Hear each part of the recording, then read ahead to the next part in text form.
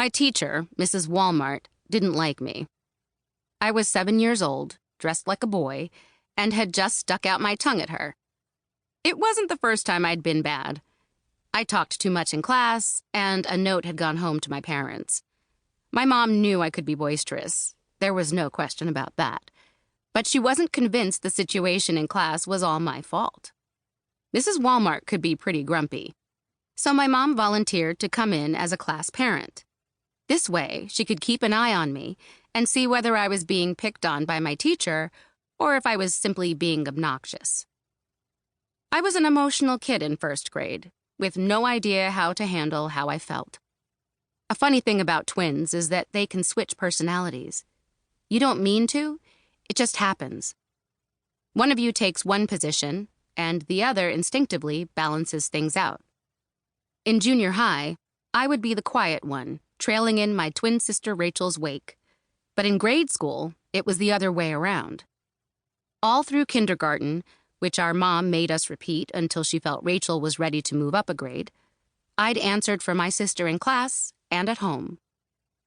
Part of my loudness was just who I was, but there was a practical side to it too. We were a large, loud family, and you had to raise your voice or no one would hear you. By the time Rachel and I were born in 1985, our oldest brother, Michael, had moved out to live with his dad in San Diego. But that still left my aunt, Cissé, who was 15 and had been living with my parents since she was 11, my sister Jenny, 8, and my 5-year-old brother, Brian, plus a series of extended family members who came and went over the years. Right after we were born, my mom's sister Melanie and her daughter Alita lived with us for a while. When we were in high school, my grandpa Jack moved in, and much later, my parents took in Austin, Brian's son, and raised him from babyhood. This is what my parents do. They look after people. My mom, Denise, has been doing it forever. She is the second of 8 children and the oldest girl, with parents who both struggled with alcoholism. My dad, Jim, became a caretaker when he was 30 and married my mom. She was 23 when they started dating and came with a lot of baggage. A bitter ex-husband, 2 young children, a dying mother out in Nevada, and a soon-to-be orphaned 9-year-old sister who needed somewhere to live. It was a lot for a 30-year-old guy to take on, particularly one who was struggling professionally. When my parents met, my dad had been living in San Diego for 10 years and had worked as a commercial fisherman, a car salesman, the owner of a flatbed truck, and a crane operator.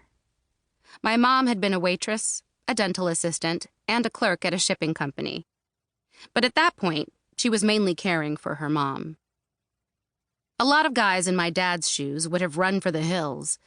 There was nothing in his background that prepared him for my mom's huge Catholic family.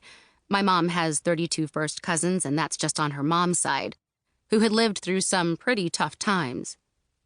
Her dad, who had been in the Army, was verbally abusive and highly critical of his kids, and, at least toward the boys, sometimes violent. He was also frequently unemployed and broke, which put my mom's mom in the impossible position of trying to raise 8 kids on a waitress's salary. My dad, by contrast, was raised in a stable, middle-class home by a stay-at-home mom and a firefighter dad. He had one brother, which might be why he was so drawn to my mom's large family. Far from being scared of the mess and the noise, my dad found it wonderfully warm and inviting. My parents have a lot in common. Both moved to Southern California from other parts of the country as kids. Both had fathers who were veterans. My paternal grandfather had fought in France in the Second World War, and my mom's dad was a veteran of the Korean War. Long after the fact, my mom and her siblings realized he probably had undiagnosed PTSD, which explained his abusive behavior.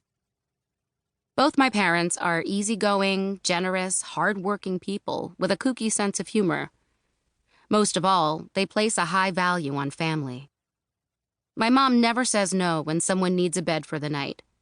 My dad is a shirt-off-his-back kind of guy. After the disappointment of Bill, my mom's first husband, Her siblings fell in love with my dad. And for a while, the refrain when someone needed help in the family was, "Call Jim!" After my parents married and had Brian, it seemed natural to them to move up to Reading to be near my mom's sisters. A year after they moved, they had Rachel and me.